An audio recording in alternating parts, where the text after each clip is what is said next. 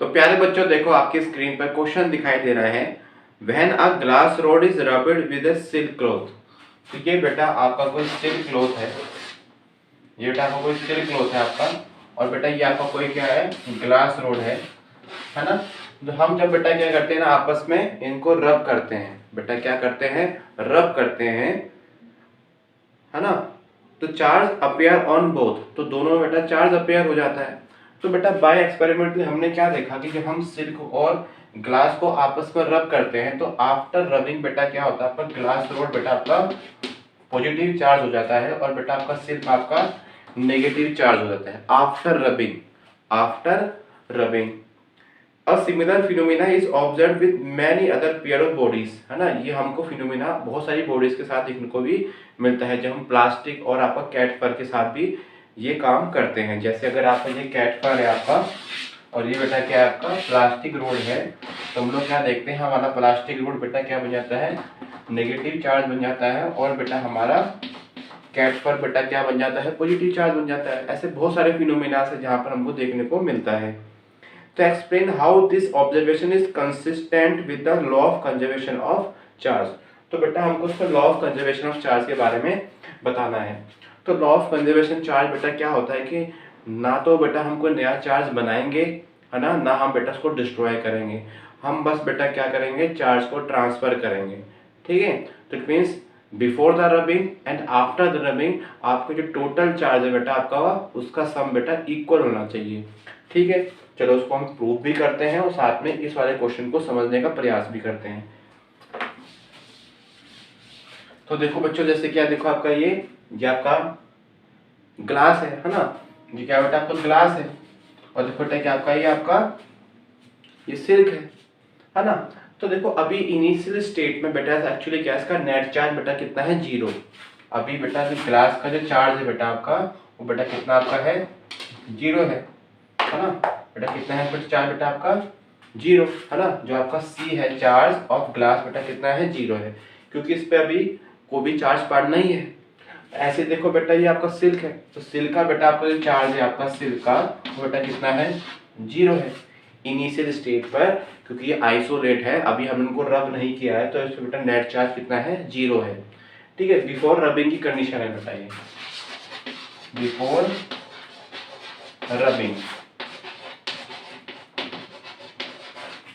अब जैसे ही बेटा हमने ना आपस में क्या करा, रब करा बेटा, हमने क्या करा, इनको आपस में रब करा, तो हमने क्या देखा कि इसमें से बेटा सपोज मैं कुछ डाटा मान के चल रहा हूँ, कुछ है ना हाइपोथेटिकल, कि इसमें से बेटा आपके 3 इलेक्ट्रॉन बेटा कहाँ चले गए, इसमें आपके इधर जंप कर गए। कितने इलेक्ट्रॉन बेटा आपके, 3 इलेक्ट्रॉन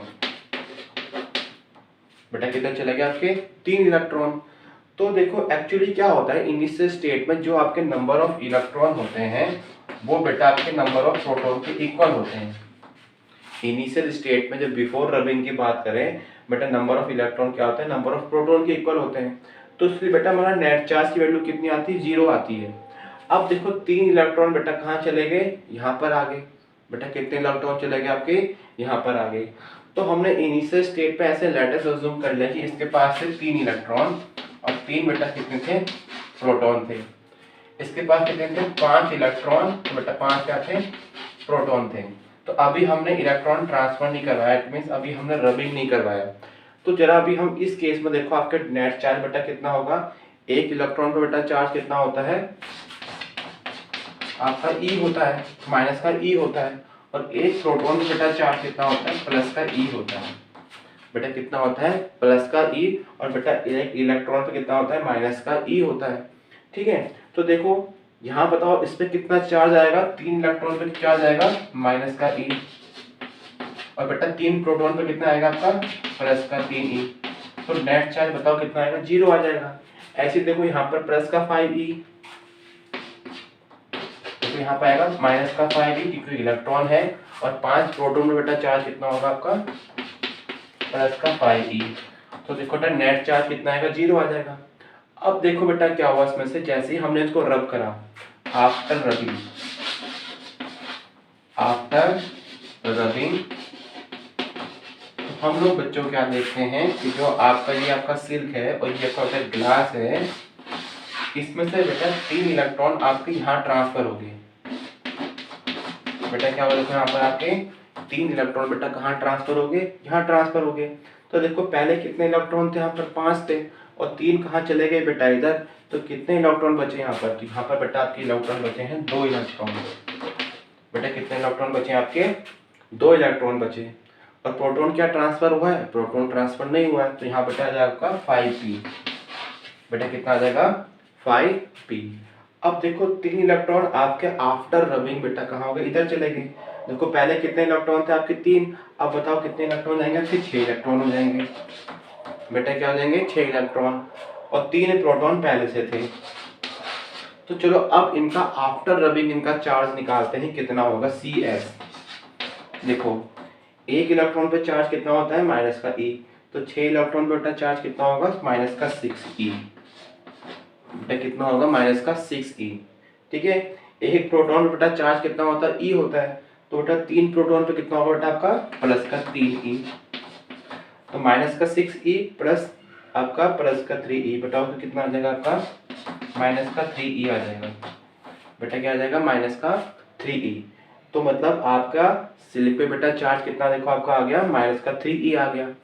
अब देखो ऐसे ही यहाँ पर निकालते हैं, क्या निकालते हैं Cg मतलब चार्ज इन ग्लास। देखो 2 इलेक्ट्रॉन पर चार्ज कितना होगा माइनस का 2e, माइनस का 2e। और बेटा 5 प्रोटॉन पर चार्ज कितना होगा प्लस का 5e, प्लस का 5e। तो टोटल चार्ज बेटा यहाँ से हमारा आ गया प्लस का 3e, प्लस का 3e। तो देखो आफ्टर रबिंग देखो बेटा चार्ज कितना आ गया माइनस का 3e, और बेटा इस पे कितना आ गया प्लस का 3e। अच्छा अब बेटा बात करते हैं law of conservation of charge के। तो लॉ ऑफ कंजर्वेशन चार्ज क्या कहता है, आफ्टर रबिंग और बिफोर रबिंग बेटा जो आपका चार्ज होता है वो कांस्टेंट होता है, जो उसका टोटल चार्ज होता है इस सिस्टम का बेटा क्या होगा वो कांस्टेंट होगा। तो देखो बताओ अगर मैं यहाँ से Cs और बेटा Cg के का सम पूछूं कि टोटल चार्ज पूछूं कि दोनों को मिलाकर दोनों बॉडी पे चार्ज कितना होगा, तो बेटा आंसर आएगा 0। बेटा आंसर क्या आएगा 0। अब जैसे मुझे यहाँ बताओ आफ्टर रबिंग इन दोनों का चार्ज बताओ कितना होगा, it means Cs plus Cg बताओ कितना होगा। देखो यहाँ पर माइनस का 3 और बेटा प्लस का 3, तो बेटा आंसर आ गया आपका 0। तो देखो पहले भी कितना नेट चार्ज था 0 था, देखो अभी बेटा नेट चार्ज कितना है 0। तो मतलब हमने ना तो कोई नया चार्ज बेटा क्रिएट किया है, ना ही बेटा हमने डिस्ट्रॉय किया है। आफ्टर रबिंग और बेटा बिफोर रबिंग बेटा क्या आपके टोटल चार्ज कितने कांस्टेंट है, मतलब कोई चेंज इसमें नहीं हुआ है। तो डेट इज कॉल्ड बेटा योर लॉ ऑफ कंजर्वेशन। ठीक है, तो प्यारे बच्चों जो इसके नोट्स हैं इस आपके न्यूमेरिकल के, वो मैंने डिस्क्रिप्शन में उसका लिंक डाल दिया है, वहाँ से आप इसके नोट्स भी डाउनलोड इसके कर सकते हैं। तो आप इसे नोट कर लीजिए।